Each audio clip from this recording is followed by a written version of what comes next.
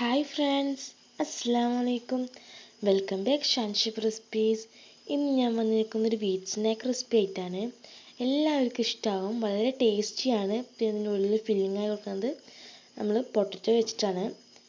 അപ്പോൾ തീർച്ചയായിട്ടും ചെറിയ കുട്ടികൾക്ക് പോലും ഇഷ്ടമാവും. അതിനു മുമ്പ് നമ്മുടെ ചാനൽ ഇത് സബ്സ്ക്രൈബ് ചെയ്യണേ. അതിന് തൊട്ടടുത്തൊരു ബെല്ലൈക്കൺ കാണും, അതൊന്ന് ഇനേബിൾ ചെയ്ത് ഓൾ തന്നെ പ്രസ് ചെയ്യുക. എന്നാലും ഞാൻ ഇടുന്ന വീഡിയോസ് നിങ്ങൾക്ക് കറക്റ്റായി നോട്ടിഫിക്കേഷൻ ലഭിക്കും.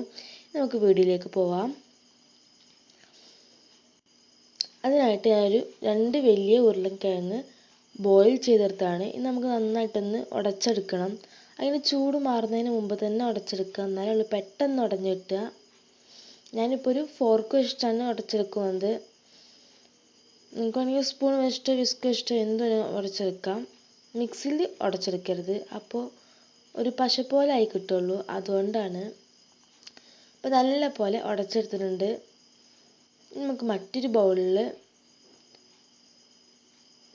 മറ്റൊരു ബൗൾ എടുത്തിട്ടുണ്ട്. എനിക്കിത് പൊടികൾ മിക്സ് ചെയ്യാണ്ട്. അതിനായിട്ട് ഞാനിവിടെ 6 ടേബിൾ സ്പൂൺ ഗോതമ്പ് പൊടിയാണ് എടുത്തിരിക്കുന്നത്. അത് ഈ ബൗളിലേക്ക് ഇട്ടുകൊടുക്കാം.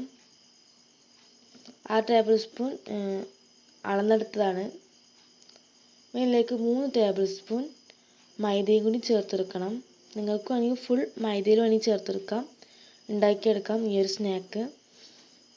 അല്ലെങ്കിൽ ഗോതമ്പ് പൊടിയിൽ വേണമെങ്കിൽ ഫുള്ളായിട്ട് ഉണ്ടാക്കിയെടുക്കാം. ഞാൻ കുറച്ച് സോഫ്റ്റ് കിട്ടാൻ വേണ്ടിയിട്ടാണ് മൈദ ചേർത്തെടുക്കുന്നത്.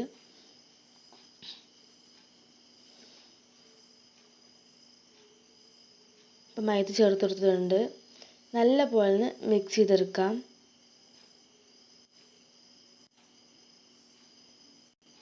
ഇനി നമുക്കിത് ചേർക്കുന്നത് ബേക്കിംഗ് പൗഡറാണ്. ബേക്കിംഗ് സോഡയല്ല, ബേക്കിംഗ് പൗഡറാണ് ചേർത്തെടുക്കുന്നത്. അതിപ്പോൾ എല്ലാ വീട്ടിലും ഇപ്പോൾ അവൈലബിൾ ആയിട്ടുള്ളൊരു പൗഡറാണിത്. എല്ലാ വീട്ടിലും ഉണ്ടാവും, അതുകൊണ്ട് കുഴപ്പമില്ല. നമുക്കിതൊരു 1/2 ടീസ്പൂൺ ബേക്കിംഗ് പൗഡറാണ് നമുക്കിതിലേക്ക് ചേർത്തെടുക്കേണ്ടത്. അതും കൂടി ചേർത്ത് നല്ല പോലെ മിക്സ് ചെയ്തിട്ട് നമുക്കൊന്ന് മാറ്റി വെക്കാം. കാരണം എല്ലാ ഭാഗത്തേക്കും എത്താൻ വേണ്ടിയിട്ടാണ് ഇങ്ങനെ മിക്സ് ചെയ്യുന്നത്, അല്ലെങ്കിൽ അരിച്ചെടുത്താലും മതി. നന്നായിട്ട് മിക്സ് ചെയ്തെടുത്തിട്ടുണ്ട്. നമുക്കൊന്ന് മാറ്റി വെക്കാം.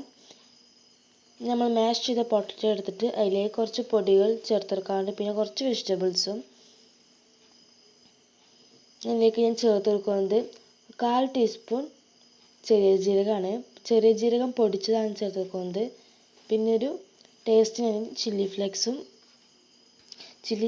ഞാനൊരു 1/2 ടീസ്പൂൺ ചേർത്തെടുത്തിട്ടുണ്ട്. പിന്നെ ഒരു മീഡിയം സവാള ചെറുതായി പൊടിയായി അരിഞ്ഞതാണ്. നല്ലപോലെ ചെറുതായിട്ട് തന്നെ അരിയാൻ നോക്കുക. പിന്നെ ഇതിലേക്ക് ഒരു പച്ചമുളകാണ്,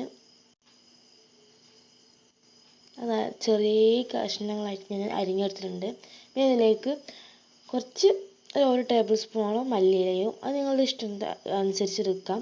പിന്നെ ഇതിലേക്ക് ഇടുന്നത് പെപ്പർ പൗഡറാണ്. ഒരു 1/4 ടീസ്പൂൺ കുരുമുളക് പൊടിയാണ് ചേർത്തെടുക്കുന്നത്. പിന്നെ ഗരം മസാല ഒരു 1/4 ടീസ്പൂൺ, ഒരു 1/4 ടീസ്പൂൺ മഞ്ഞൾപ്പൊടിയും, പിന്നെ ഇതിലേക്ക് ആവശ്യത്തിനുള്ള ഉപ്പ്. പിന്നെ ഉരുളൻകിഴങ്ങ് ഉപ്പിട്ട് വേവിച്ചിരിക്കുകയാണെങ്കിൽ നമുക്ക് അനുസരിച്ച് എത്രയോ വേണ്ടത് അതിനനുസരിച്ച് ഇട്ടെടുത്താൽ മതി. ഞാൻ ഉപ്പിടാതെ വേവിച്ചിരിക്കുന്നത്, അതുകൊണ്ട് തന്നെ അതിലേക്കുള്ള ഉപ്പ് കൂടി ചേർത്തെടുത്തിട്ടുണ്ട്. പിന്നെ നമ്മൾ നേരത്തെ മിക്സ് ചെയ്ത് വെച്ച പൊടിയും കൂടി ഇതിലേക്ക് ആവശ്യാനുസരണം ചേർത്ത് കൊടുക്കാം.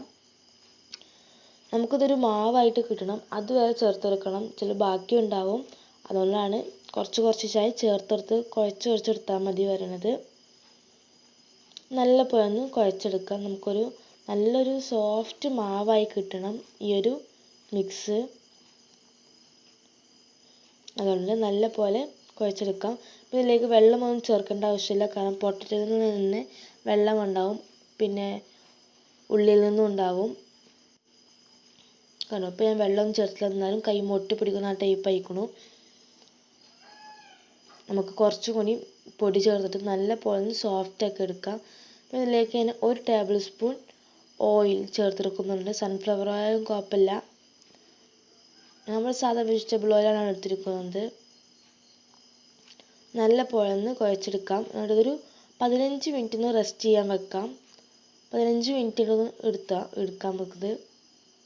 ഇപ്പോൾ 15 മിനിറ്റ് കഴിഞ്ഞിട്ടുണ്ട്. അപ്പോൾ ഒന്നും കൂടി സോഫ്റ്റായി കിട്ടിയിട്ടുണ്ടാവും. പിന്നെ ഞാൻ അതിലേക്ക് കുറച്ച് പൊടി മാറ്റി വെച്ചിട്ടുണ്ട്. നമുക്കൊന്ന് പരത്തി എടുക്കണം അതിന് വേണ്ടിയിട്ട്. പിന്നെ നമ്മൾ തൊടുമ്പോൾ കഴിയുമ്പോൾ കുറച്ച് ഓയിലായിട്ട് തന്നെ ആ ഒരു മാവ് എടുക്കാൻ നോക്കുക.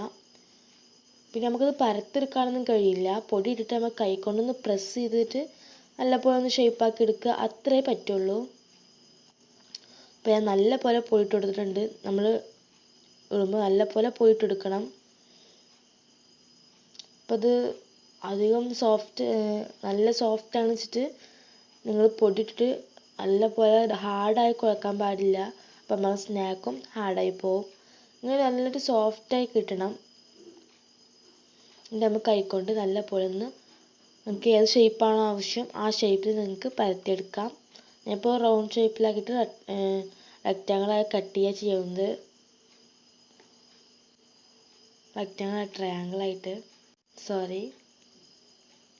ഇതുപോലെ ഒന്ന് കുറച്ച് കട്ടിയിൽ പരത്തി കൊടുക്കുക.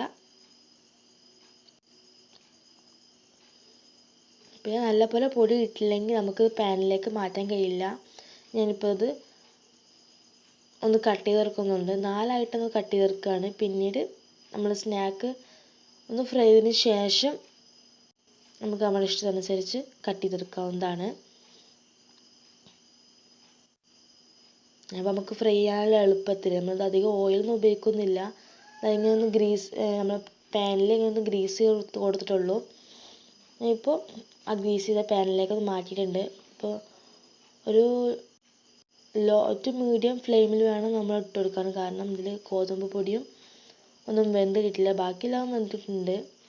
എന്നാലും നമ്മളൊരു ലോ ടു മീഡിയം ഫ്ലെയിമിൽ ഇട്ട് കൊടുത്താൽ മതി. പിന്നെ ഇടയ്ക്കിടയ്ക്ക് ഇങ്ങനെ കുറച്ച് സ്പൂണിലായിട്ട് ഒരു അര ടീസ്പൂൺ ആയിട്ട് നമുക്ക് ഓയിലൊന്ന് ഒറ്റിച്ചു കൊടുക്കണം, അല്ലെങ്കിൽ അടി കരിഞ്ഞു പോകും. അതുകൊണ്ടാണ്. പിന്നെ ഇടയ്ക്കിടയ്ക്ക് മറിച്ചിട്ട് കൊടുക്കുക. മറിച്ചിടുമ്പോൾ ഓയിൽ കുറവാന്ന് തോന്നുമ്പോൾ മാത്രം ഓയിൽ ഒഴിച്ചു കൊടുത്താൽ മതി.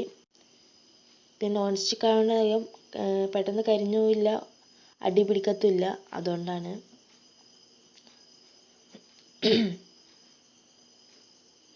ഇപ്പം ഏകദേശമൊക്കെ ആയി വന്നിട്ടുണ്ട്. ഇപ്പോൾ ഫുള്ളായിട്ട് തന്നെ നമ്മുടെ സ്നാക്ക് റെഡി ആയിട്ടുണ്ട്. ഇനി നമുക്കൊരു പ്ലേറ്റിലേക്ക് മാറ്റി വെക്കാം. നമ്മുടെ സ്നാക്ക് ഇവിടെ പെട്ടെന്ന് തന്നെ റെഡി ആയിട്ടുണ്ട്. എല്ലാ ടൈമൊന്നും എടുക്കില്ല. പ്ലേറ്റിലേക്ക് മാറ്റിയിട്ടുണ്ട്. നമുക്കൊന്ന് കട്ട് ചെയ്ത് വെക്കാം. എങ്ങനെയുണ്ട് നമ്മുടെ സ്നാക്കിൻ്റെ ഉൾവശം എന്നൊക്കെ ഫുള്ളായിട്ട് വെന്തുക്കളൊന്ന് നോക്കി വെക്കാം.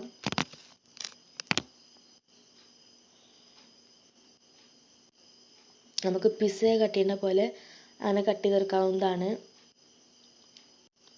നമ്മുടെ ഉള്ളൊക്കെ നല്ല പോലെ തന്നെ വന്നിട്ട് ഭയങ്കര യമ്മി ആയിട്ടുള്ളൊരു സ്നാക്ക് റെഡി ആയിട്ടുണ്ട്.